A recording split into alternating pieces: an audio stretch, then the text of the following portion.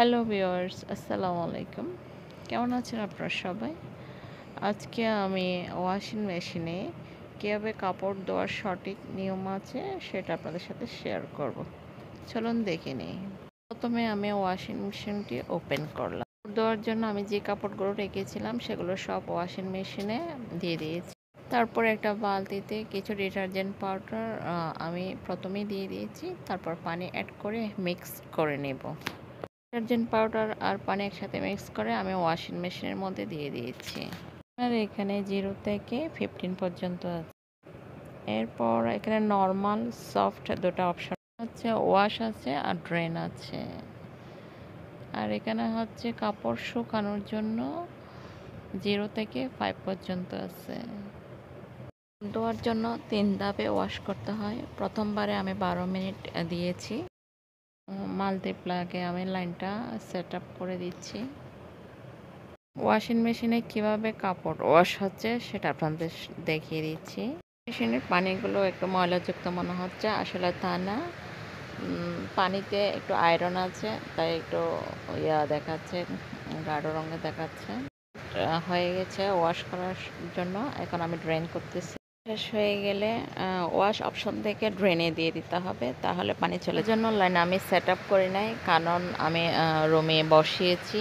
ওয়াশরুমে বসাইনি, ওয়াশরুম ছোট বিদায় আমার সেট আপ করার জন্য আমি স্থান পরিবর্তন করতে পারি, তার জন্য আমি লাইনটা সেট আপ করিনি। দ্বিতীয়বার আমি আবার পানি দিয়েছি, এখন দ্বিতীয়বারের জন্য দিচ্ছি আমি 9 minute. Washing machine set up করার জায়গা নেই, তারা এমনিতেই সেট আপ ছাড়া ওয়াশিং মেশিন ইউজ করে। কাপড় শুকানোর একটা অপশন, এখানে প্রায় 90% পর্যন্ত শুকিয়ে যায়, আর 10% আপনি ফ্যানের বাতাসে দিলে শুকিয়ে যাবে।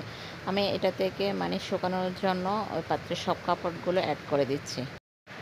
এই যে আমার সব কাপড়গুলো দেওয়ার হয়ে গেছে। এখন আমি একটা ঢাকনা দিয়ে ঢেকে দিচ্ছি, তারপর বন্ধ করে দিচ্ছি। এখানে টাইমার আছে, 5 মিনিট আছে, 3 মিনিট আছে, 2 মিনিট আছে, 1 মিনিট আছে। আপনারা চাইলে 5 মিনিটও দিতে পারেন, তবে আমি 3 মিনিট দেওয়াটাই বেটার মনে করি। 5 মিনিট দেওয়ার দরকার নেই, আমি 3 মিনিটের মধ্যে দিই। 3 মিনিটের মধ্যে কাপড়গুলো শুকিয়ে যায়। 5 মিনিট দিলে অনেক শুকিয়ে যায়, তবে আমি 3 মিনিটটাই বেটার মনে করি। 3 মিনিটের ভিতরে আমার কাপড় শুকানো হয়ে গেছে। এখন আমি বের করে ফ্যানের বাতাসের মধ্যে দিয়ে দিব। ওয়াশিং মেশিন সেট আপ করার জন্য জায়গা নেই বা স্পেস নেই, তারা কিন্তু বালতি দিয়ে পানি ভরেও ওয়াশিং মেশিন ইউজ করতে পারবেন, এবং মতো পানি বের করে দেওয়ার সময়, ওয়াশ করার শেষ পর্যায়ে পানি বের করে দেওয়ার সময় বাথরুমেও দিতে পারবেন। ভিডিওটি কেমন হয়েছে অবশ্যই কমেন্টের মাধ্যমে জানাবেন। সবাই ভালো থাকবেন, সুস্থ থাকবেন। আল্লাহ হাফেজ।